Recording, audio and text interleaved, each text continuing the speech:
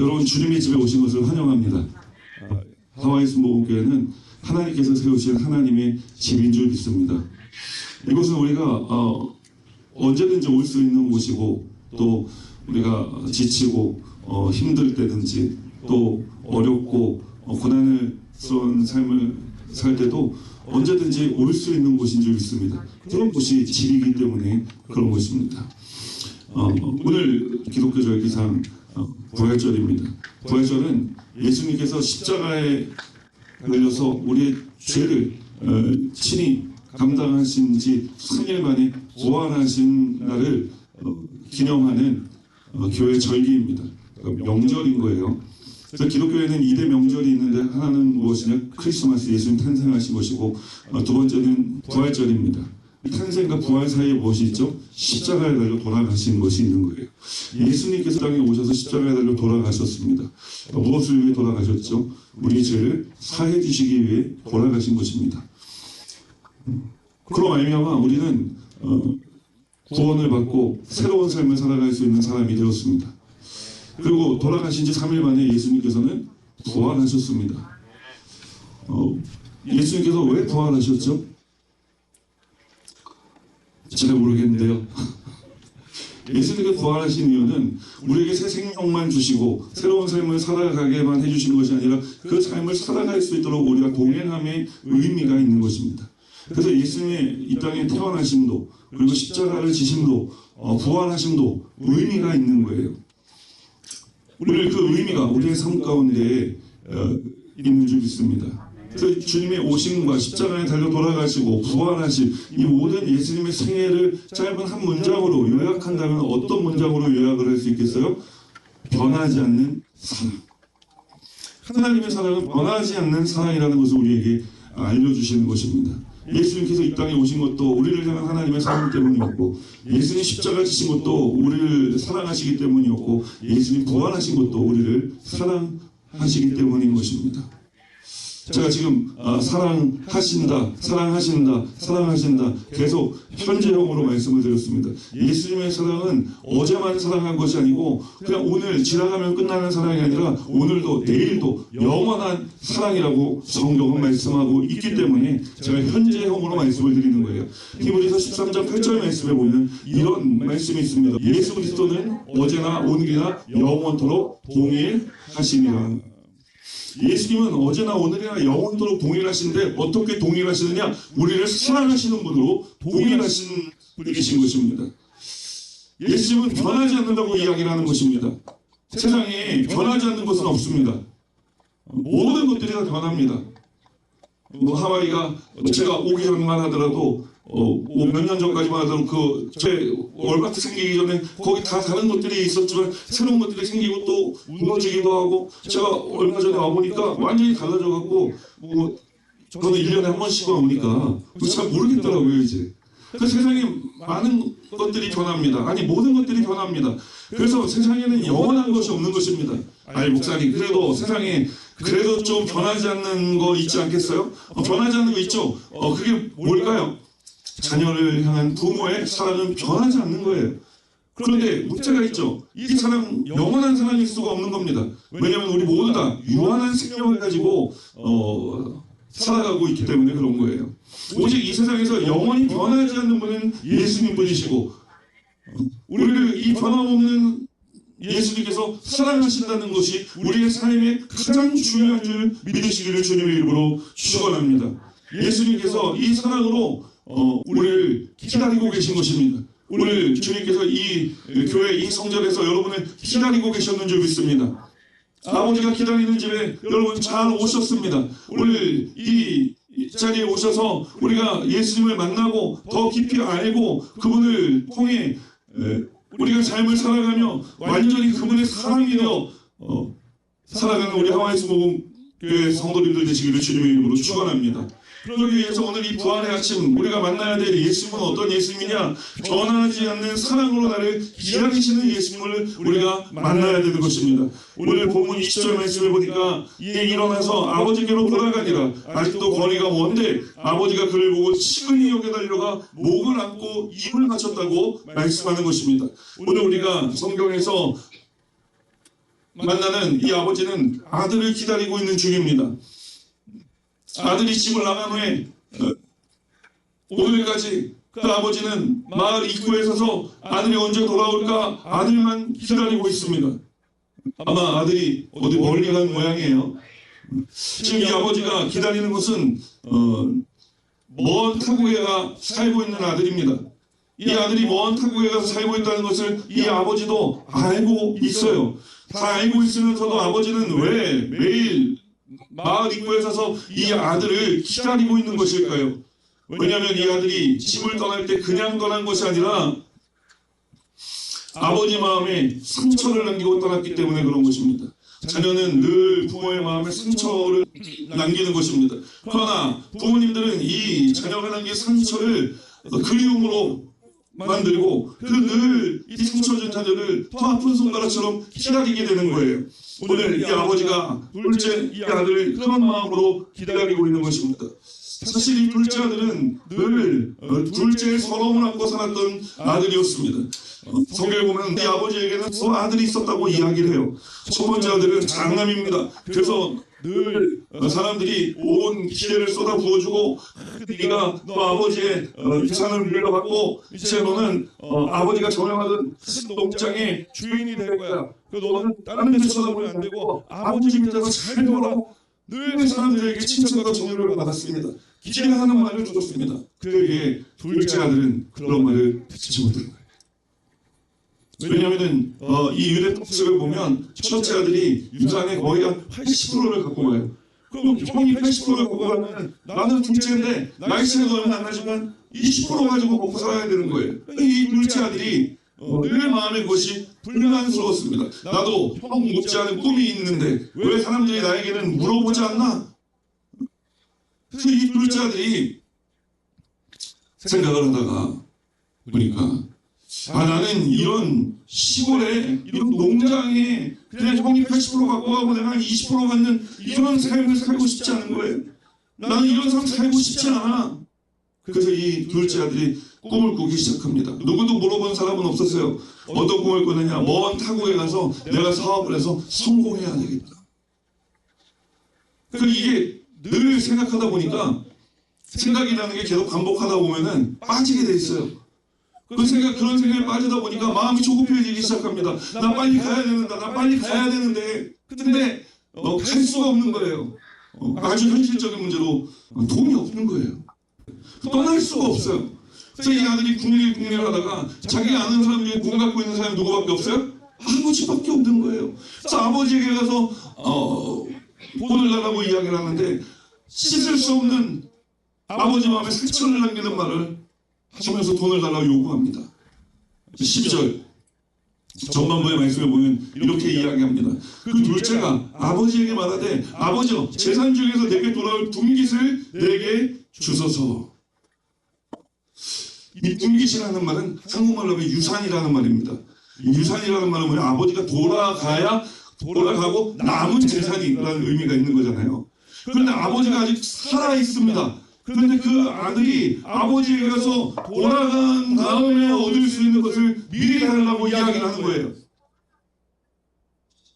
이 둘째 아들이 아버지를 죽인 겁니다. 지금 아버지 마음에 얼마나 상처가 됐겠어요. 이 아이가 왜 이러냐? 아니 목사님 좀 전에 첫째 아들은 기대하고 둘째 아들은 기대하지 않았다면서 그러니까 둘째 아들이 불만을 갖고 그럴 수도 있는 것 아닙니까? 생각하실 수 있어요. 그런데 여러분 이 중에 부모님들 계시잖아요.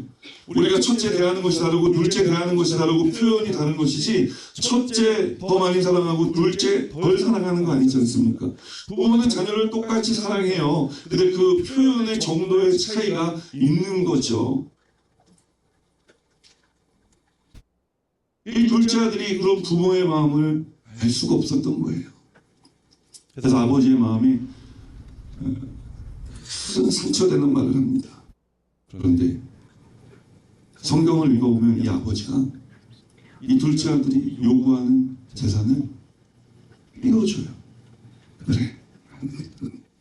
그래 가져가거라.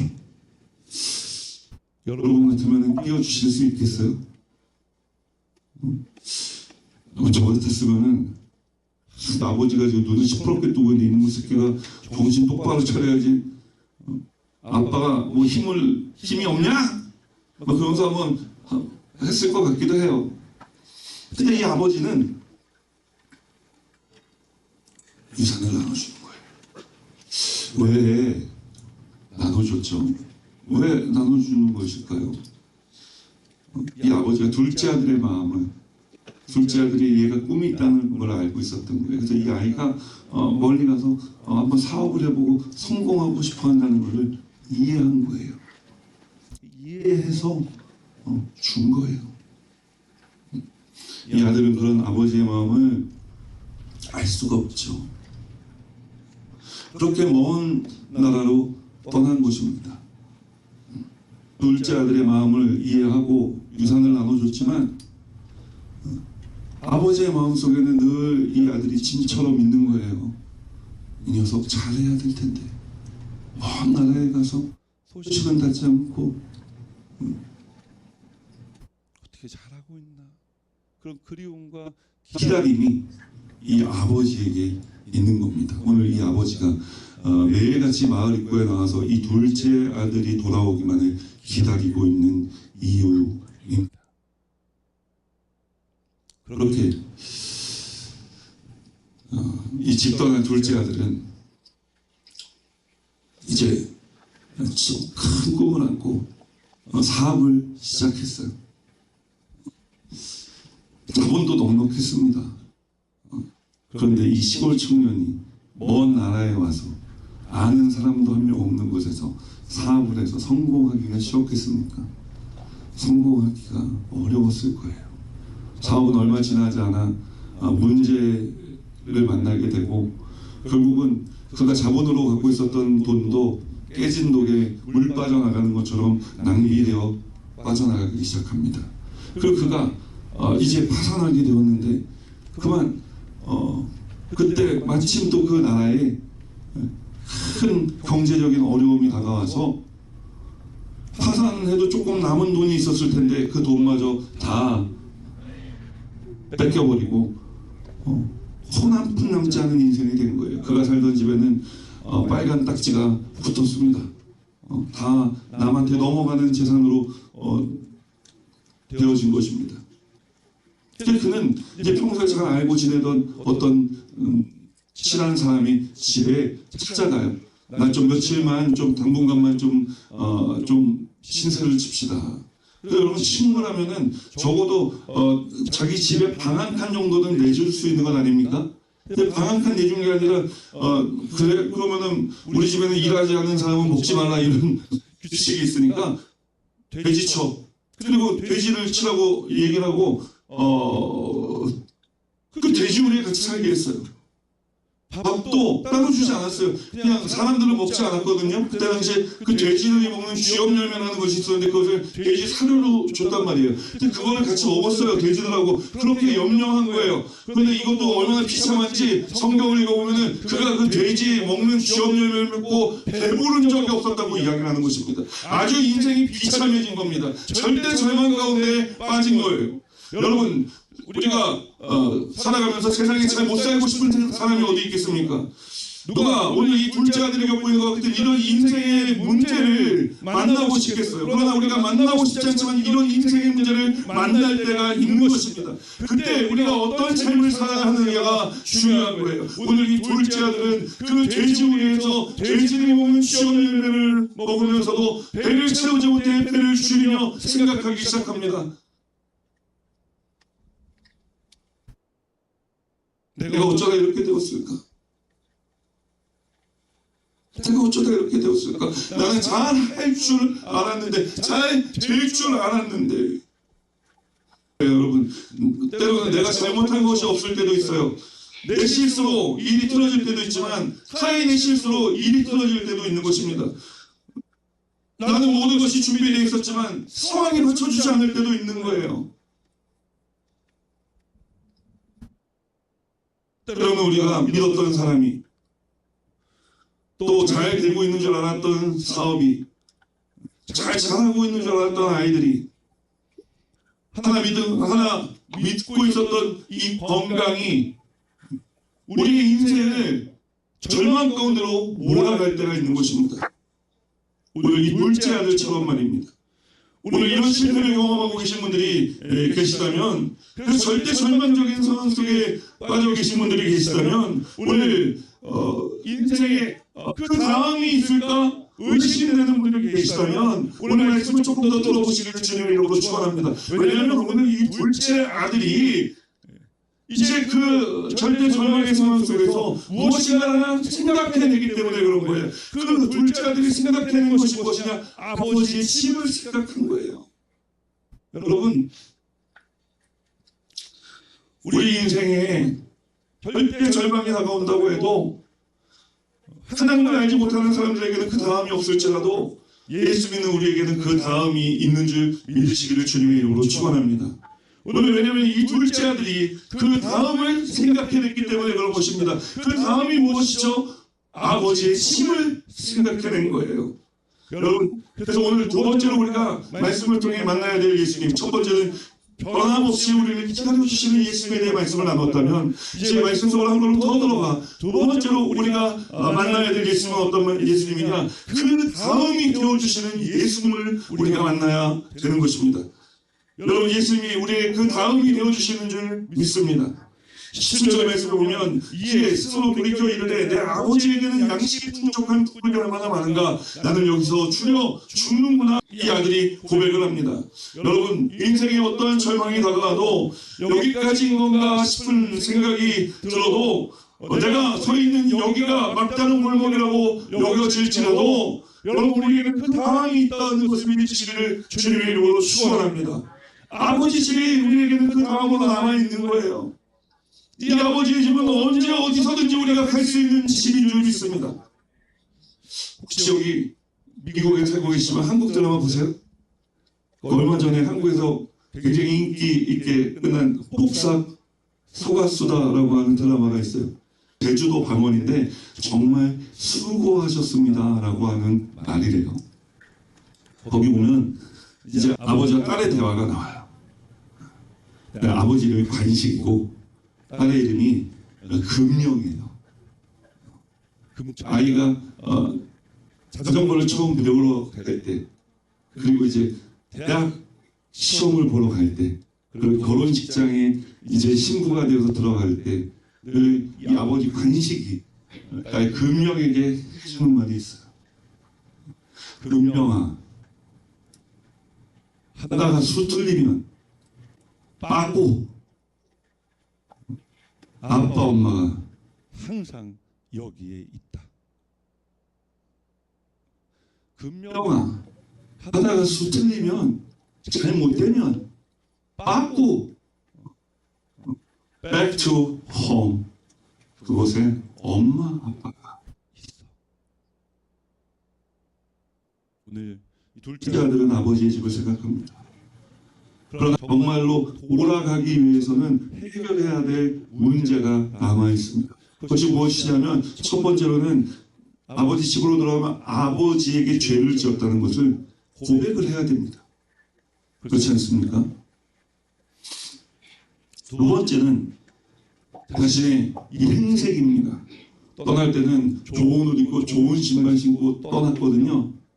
근데 지금 돼지우리 뒹굴던 모습 아닙니까? 그리고 그 모습 그대로 아버지의 집으로 돌아오는데 잘 먹고 잘 씻고 돌아올 수 있었겠어요? 노숙을 하면서 돌아왔을 거예요. 그러니까 자신의 행색이 완전 거지꼴이 될 거라는 것을 알고 있었던 것입니다. 이런 모습을 아버지에게 보이고 싶지 않았던 거예요.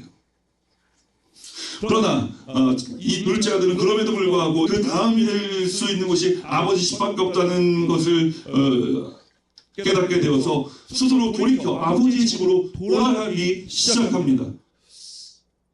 교회에서는 이렇게 아버지께로 돌아가는 것을 뭐라고 이야기하느냐면 회개라고 이야기해요. 여러분, 회개는 아버지께로 돌아가는 것입니다. 우리가 어떤 중한 죄를 짓고 어떤 아버지의 마음에 대못을 받았어도 아버지 집이기 때문에 우리는 돌아갈 수가 있는 것입니다. 제가 예전에 저희 딸이 이제 중학교 다닐 때, 대학 갔어요 벌써. 중학교 다닐 때 저 하도 속을 썩여가지고 너 지나가라 그랬더니 저한테 그러더라고요. 아빠가 나가.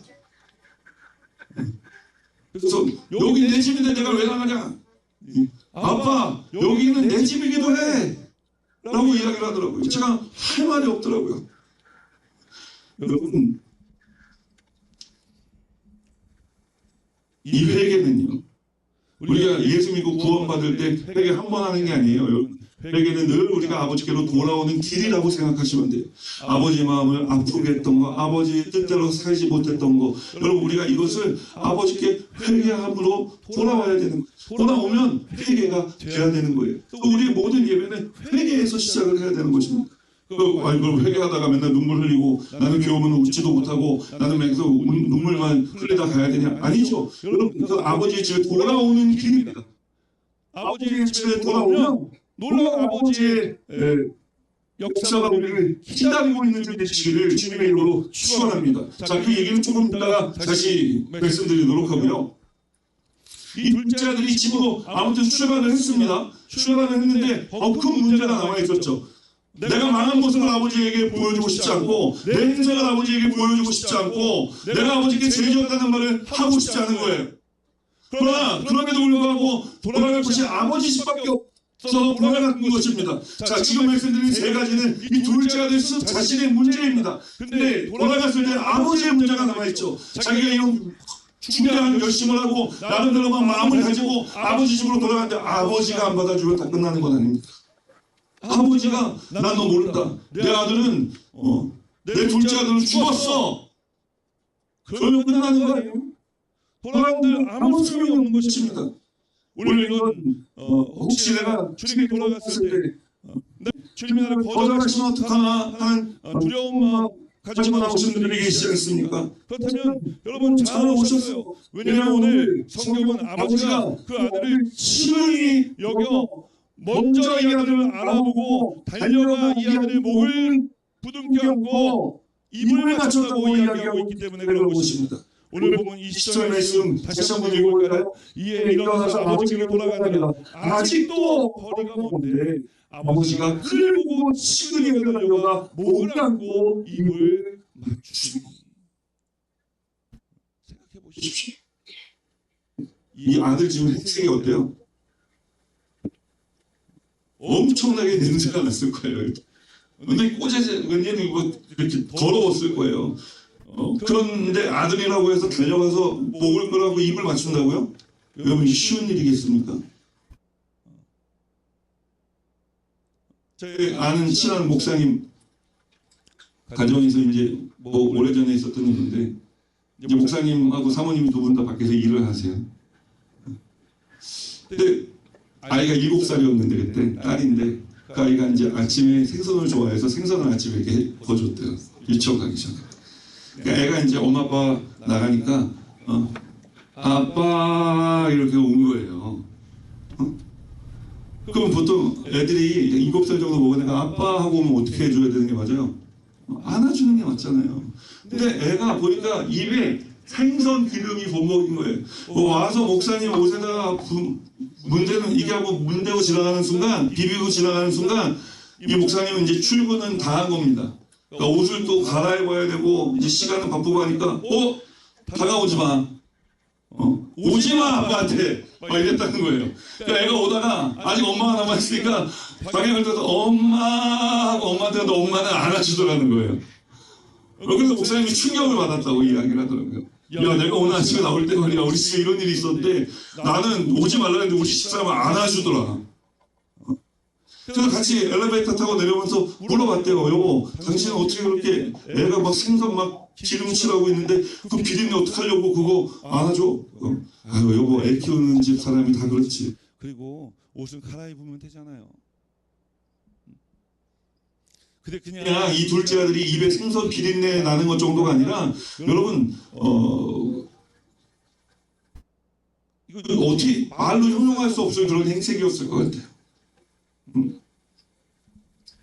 그런데 그 아들을 아버지가 발견하고 입을 맞춰준 거예요.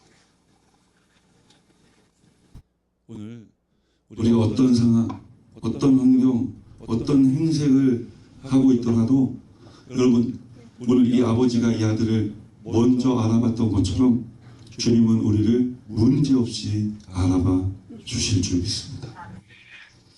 주님이 우리를 알아보시고 우리가 주님의 집을 향해 오기로 결심하고 왔지만 우리 주님께서 먼저 이 교회에 도착하기 전에 달려 나오셔서 우리를 끌어안고 우리를 맞이하고 우리를 아버지 집으로 손을 잡고 데리고 들어오시는 줄 믿으시기를 주님의 이름으로 축원합니다. 이 아들은 어땠을까? 성경에 기록되어 있진 않아요.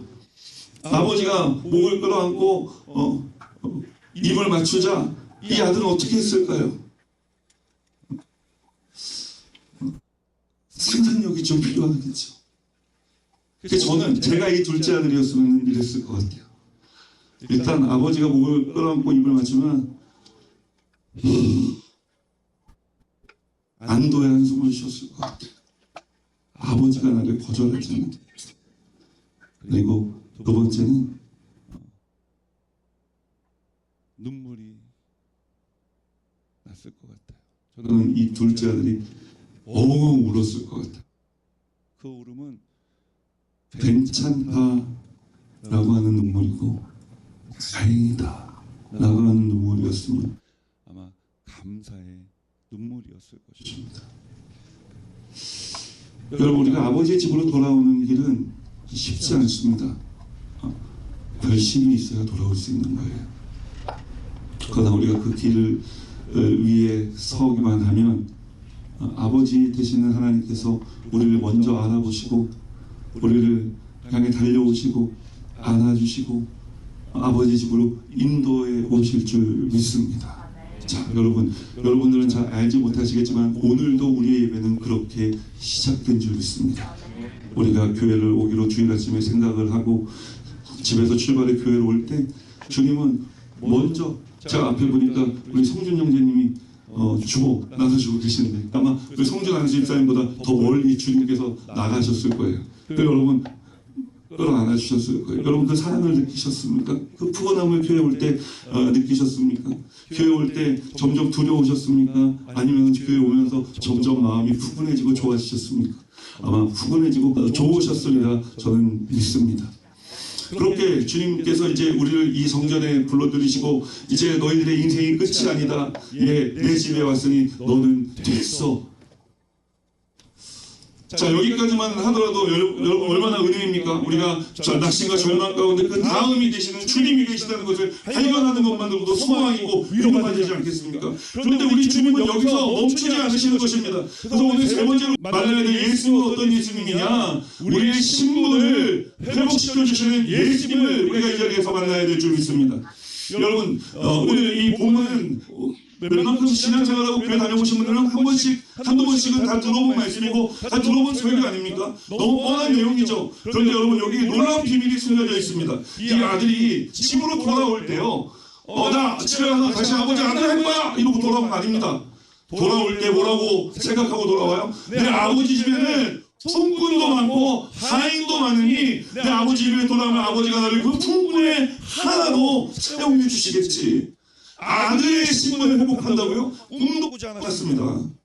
그런데 이 아들이 집에 돌아오자 아버지가 이 아들을 어떻게 했습니까? 끌어안고 입을 맞추고 그 다음에 집에 데리고 들어가서 하인들에게 시킵니다. 목욕을 깨끗이 시켜서 가장 좋은 것을 입혀서 내 앞에 데려와라. 그 시켜서 아버지 앞에 데려오니까 아버지가 그 다음에 뭘 해줘요? 아들에게 간지를 끼워준다고 이야기합니다. 간지를 끼워준다는 것은 뭐냐면요 신분의 회복을 의미하는 거예요. 아들로서의 지위와 위치를 다시 회복시켜준 겁니다. 그리고 새신을 신겨주었다고 이야기합니다. 너는 이제 아들아 돌아왔으니 내 아들로 새로운 삶을 살아라 라고 하는 의미가 담겨져 있는 것입니다. 여러분 이 교회에 와서 말씀을 들을 때 우리 하와이 수목교회에 와서 예배할 때 이런 놀라운 하나님의 역사가 일어나는 줄 믿으시기를 주님의 이름으로 축원합니다. 하나님 저는 아무것도 아닙니다. 아니 너는 내 아들이다. 너는 내 딸이다. 말씀하시는 하나님의 음성을 예배 때마다 들어야 할 줄 믿습니다. 여러분 이렇게 하나님의 음성을 듣고 이제 주님 우리 인생을 인도해 가시는데요. 야, 이게 기가 막히지 않습니까? 나는 하사인이나 뿐이 하나가 될 줄 알고 왔는데 아버지가 신분을 아들이 되게 해주시고 그런데 제가 성경을 읽다가 더 놀라운 걸 하나 발견했는데 그것이 무엇이냐면 이거예요.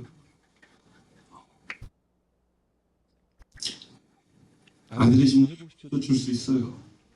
근데 이 아들이 아버지에게 어떤 짓을 저지르고 떠났는지 온 동네 사람들이, 집안의 하인들이 다 옳지 않습니까?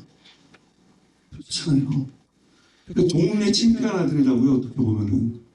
근데 그 아들이 돌아왔어요. 그 돌아왔는데 성공해서 돌아온 것도 아니고 망해서 돌아왔네? 창피할 수 있어요. 그러니까 조용히 아버지의 마음으로 반지도 껴주고 새 신발 주시고 새 옷도 입혀주고 아들 되어 살아가지만 넌 집 밖에 나다니지 마라. 사람들이 알까 무섭다. 내가 아버지로서 내가 너 아들로 다시 회복시켜면 좋지만 너 너무 많이 나돌아다니지 마. 사람들 눈에 띄지 마. 이럴 수도 있잖아요. 그럴 수도 있는 건 아닙니까? 그런데 이 아버지는요, 그렇게 하지 않아요. 온 집안의 하인들을 다 불러서 이야기합니다. 이네 아들은 죽었다 다시 살아난 아들이요. 내가 잃었다 다시 찾은 아들이다. 뭐예요? 선포한 거예요. 그런데 이 선포가 집안 안에서의 선포를 넘어서 어떻게 해요?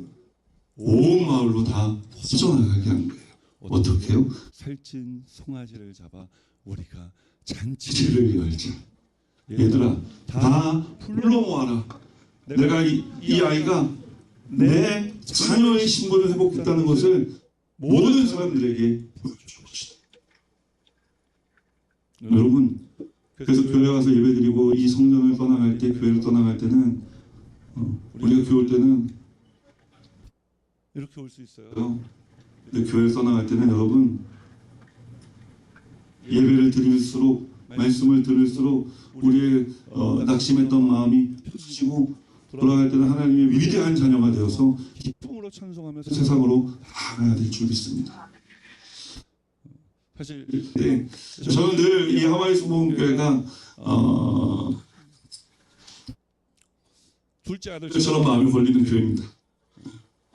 그래서 늘 교회를 위해 기도하고 늘 교회에 무슨 일이 없는지 유튜브로 매주 저도 이렇게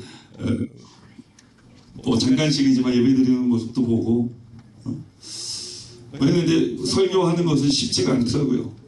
또 마음이 가 있는 것과 또 와서 말씀을 전하는 것이 이게 하나가 되면 얼마나 좋겠습니까마는 또 그것이 쉽게 이루어지지 않았습니다. 근데 오늘 하나님께서 만나게 하셔서 저를 통해서 오늘 이 말씀을 주셨는데 이 말씀을 이때 하나님께서 여러분에게 주신 이유가 있는 줄 믿습니다. 얼마나 많은 사람들이 모여있는지가 중요한 것이 아니라 어떤 사람들이 모여있는지가 중요하다. 우리 하와이 수목원들이 제가 예배 드리고 이렇게 하는 걸 보면은 이 교회는 다 액티브 멤버가 여러분들에게 하나님께서 하고 싶은 일이 있으실 것 같아요. 제가 얼마 전에 오페라 세미나 갔다 왔는데 교회가 첫째 아들의 교회가 돼가고 있다. 칭찬만 난무하는 교회. 근데 교회가 사실은 둘째 아들을 위해 열려있는 교회가 돼야 되지 않느냐. 그래서 이 둘째 아들을 제가 계속 묵상을 하다가 저희 교회에서도 이제 웰컴 홈이라는 이 똑같은 제목을 가지고 설교를 했거든요. 웰컴 홈. 집 나간 둘째 아들들이 집에 돌아오는 교회. 상처 있고 돌아올 수 있는 교회. 아버지의 집. 절망한 사람들이 찾아올 수 있는 교회. 저는 하와이 수목교회가 그런 교회가 됐으면 좋겠습니다. 그래서 언제든지 웰컴 홈. 여러분 주님의 집입니다. 여러분 모두가 올 수 있습니다. 여러분 모두를 환영합니다.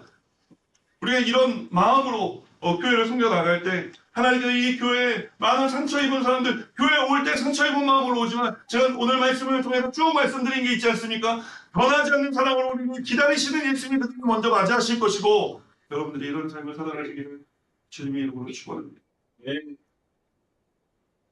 이 교회를 향한 하나님의 계획이 있으심은 엿보는 것 같아서 감사하고 여러분 하와이 수목교회는 이 둘째 아들의 교회가 될 때 하나님 크게 부흥시켜 주실 줄 믿습니다. 예, 지금 여러분들이 모여 있지만 여러분들과 같은 또 다른 사람들이 이곳에 너무 많이 있지 않습니까? 저는 이 교회가 너무 좋은 교회라고 생각을 해요. 근데 생각만큼 빨리 부흥이 됐으면 좋겠다 하는데 부흥이 잘 되지 않아도 모두가 마음 졸이고 있을 텐데 여러분 하나님의 때입니다. 부흥은 1 더하기 1이 아니에요. 어제 한 사람이 오고 오늘 한 사람이 오는 게 부흥이 아닙니다. 부흥은 뭐 2 더하기 2는 4 이런 더하기와 곱셈의 논리가 아닙니다. 더하기와 곱셈의 논리를 깨부수는 게 부흥이에요. 또 부흥은 이 계단을 올라가는 게 아니라는 말씀을 드리는 겁니다. 우리가 기도하고 준비가 되면 하나님께서 어느 순간에 이 교회를 폭발적으로 부흥시켜 주실 것입니다. 그러나 폭발적으로 부흥시켜 주셔도 여러분 늘 우리의 마음속에는 우리의 삶 속에는 오늘 말씀을 통해 만난 예수님이 계셔야 되십니다. 네. 좀 더 말씀을 드리려고 합니다. 오늘 우리가 예수님에 대해 3가지 말씀을 나눴습니다. 변하지 않는 사랑으로 우리를 기다려주시는 예수님, 그리고 우리의 인생의 그 다음이 되어주시는 예수님, 그리고 우리 신분을 회복시켜주시는 예수님. 그 예수님은 우리의 부활의 주님이십니다. 그분이 오늘 우리와 함께 하고 계십니다. 우리가 그 주님을 믿는 마음으로 죄를 간절히 3번 부르네 통성으로 우리 기도하겠습니다.